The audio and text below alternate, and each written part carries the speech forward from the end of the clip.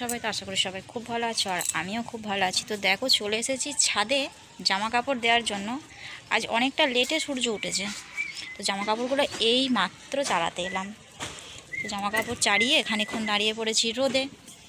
আর এদিকে দেখো কি করছে, শুধু ফুল গাছের দিকে, ফুঁড়ির দিকে নজর। ওর গোলাপ গাছে দুটো ফুঁড়ি ফুটেছে, তো সেটার দিকেই নজর। 50 বার আসছে, হাত দিচ্ছে।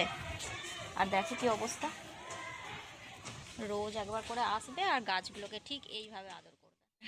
আর ছাদে আসবো, ছাদে এসে একটু পায়চারি করবো না, সেটা কি হয়? এমনিতে তো হাঁটা হয়ই না।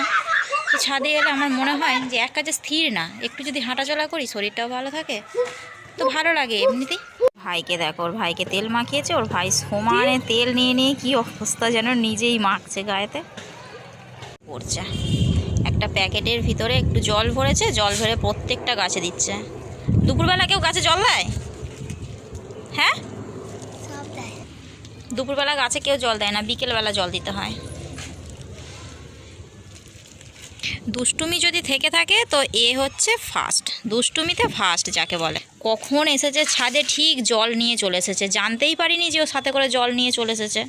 একবার এই গাছটাতে দিচ্ছে, তো একবার ওই গাছটাতে দিচ্ছে। আর এই মাটিগুলো তো সমানে খোঁড়া হয়ে গেছে, যেটা বারণ করবে সেটাই করবে বেশি। দেখো প্যাকেটটা ভালো আছে, হচ্ছে না। প্যাকেটটাকে সমানে কিছু না কিছু দিয়ে একটু ফুটো করছে আর সমানে জল ভরে যাচ্ছে। মানে শীত, গ্রীষ্ম, বর্ষা কোনো টাইমটাও জলের খামতি নেই, জল নিয়ে কন্টিনিউ খেলা ওর থেকেই থাকে। আর এই করলাম স্নান। সকাল থেকে টুকটাক করে কাজ হচ্ছিল, কাজ করতে করতে এত বেলা হয়ে গেছে। আর এখন এই স্নান করে ছাদে চলে যাচ্ছি। ছাদে তো তবু একটু রোদ রয়েছে।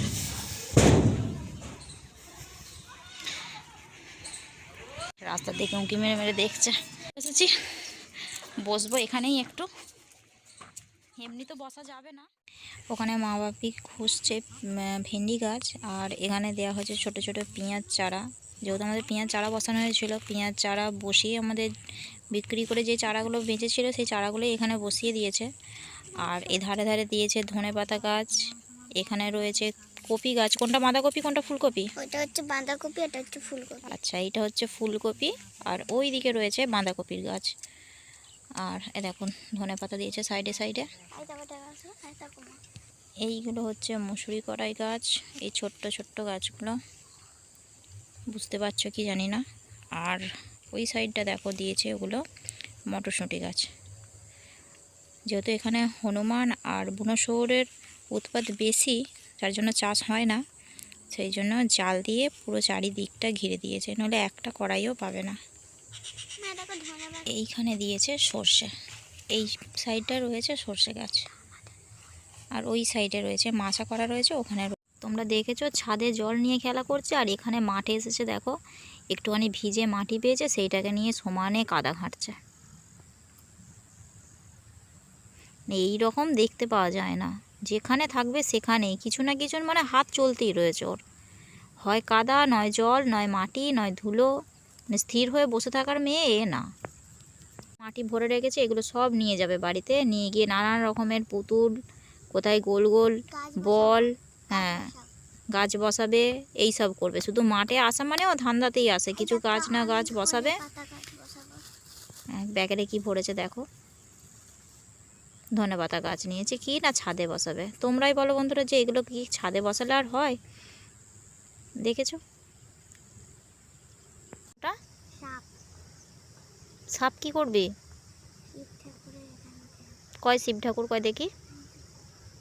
আরে শিব ঠাকুর আছে? কোথা থেকে শিখলি? ফোন দেখে? সারাক্ষণ ফোন দেখিস ওইসব দেখার জন্য? তো ফোনে সব সময় কার্টুন দেখবে, আর ওই কোথায় কি তৈরি হচ্ছে, কোনটা দিয়ে কি তৈরি করা যাবে, শুধু সেই সব দেখবে। আর যেটুকু সময় বাকি থাকবে পড়াশোনার বাদে, সারাক্ষণ ওই যেটা দেখলো সেটাই এবার তৈরি করার ঝোঁক মাথার মধ্যে চেপে রইল।